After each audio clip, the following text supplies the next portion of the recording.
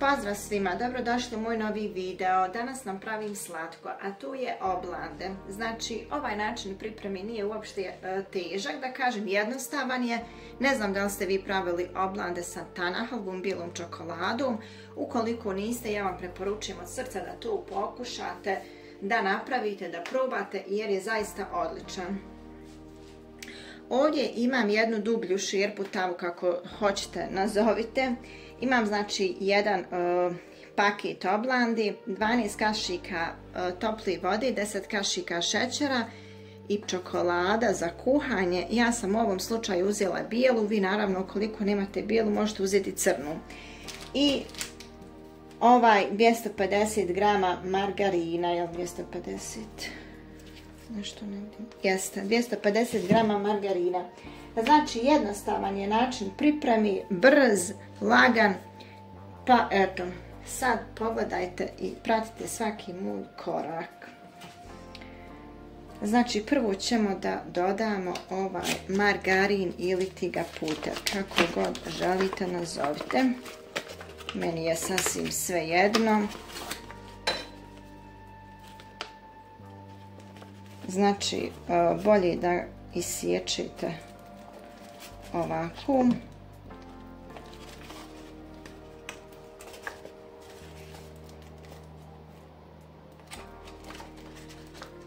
Možete staviti i maslac ukoliko više volite, jel?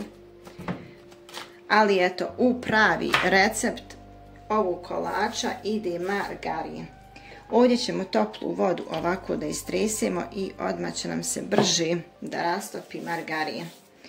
Naravno, odmah ćemo da ubacimo i ovaj šećer. Rekla sam 10 kašika šećera ide. Naravno, isto ćemo i ovu halvu ćemo ovako.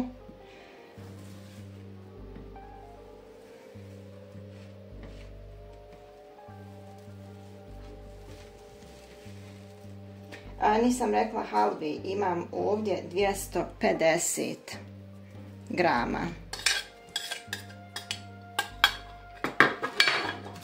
I čokoladu. Znači ovo ćemo sve da sastavimo odmah. Ništa ne čekate da ubacujete posebno. Znači sve se sastavi i izmiješa se onda lijepo. Jednom bitno je da proključa i to je to. I onda naravno čekamo da se ohladi, da mi tu možemo da lijepo premažemo. Iako ja uvijek znači sve pripremim, a svaki put opet nešto zaboravim. To jeste u ovom slučaju ova kašika. Svaki put uzmem kašiku ovu običnu i uvijek znači šerpu, tavu, nebitno, svaki put izgrebim i onda ona više nije ni za upotrebi. Evo vidite ovako, to se polako, znači na laganoj temperaturi rastopi. Kao što sam rekla, znači možete staviti crnu čokoladu, nije bitno, ne mora striktno biti bijela, ali eto meni nekako ukusnije bude sa bijelom čokoladom. Evo vidite kako se ona sad lijepo sjedinjuje. Ali tako ima miris, poseban miris daje ova tanahalva.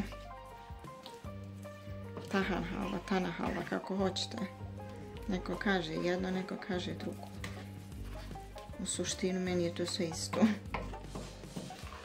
Eto, ovaj postupak je stvarno brz i jednostavan. Znači sve lijepo sastavite i samo sjedinite, jednom proključa na laganoj temperaturi i to je to. I sve što nam ostaje, to je da sačekamo da se ohladi ova smjesa, da mi možemo da premažemo naše oblande i to je to.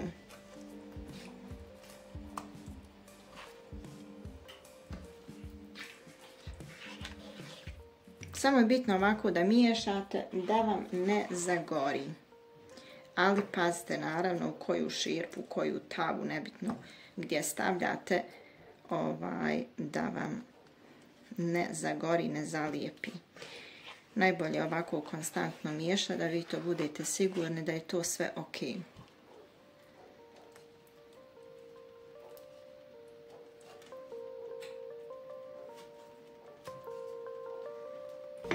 To bi bilo to. Evo vidite da je to gotovo. I ovo znači ostavljamo da nam se ohladi potpuno i onda ćemo da premažemo naše oblande. Eto, vidimo se u drugom krugu. Evo nas sa našom oblandom. Ovo se potpuno baš ohladilo. Da mi je da to ovako da vidite dobro. Ja pravim ručak, znači svašta nešto radim, kuhinju sam zaredala, Bože sačuvaj. Nemam se iskreno gdje da okrenim, ali nema veze, sve će se uraditi. Evo ovako, evo pogledajte, ne znam jel vidite, ne vidite. Evo kakva nam je smjesa, poput karameli. Evo, baš je odlično. Evo ovako.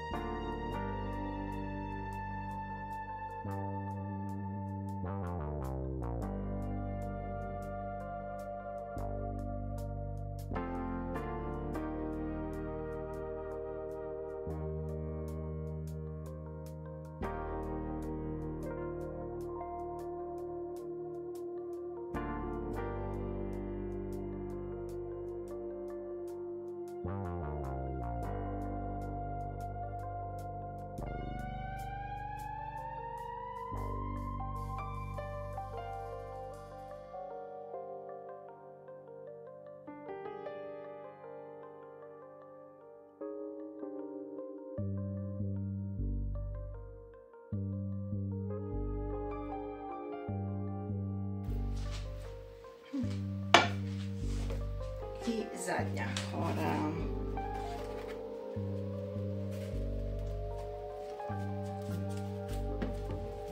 I eto ga, dragi moji, evo pogledajte, moja oblanda je gotova. Ona sad također ide da se malo tu učvrsti, jel, stegni.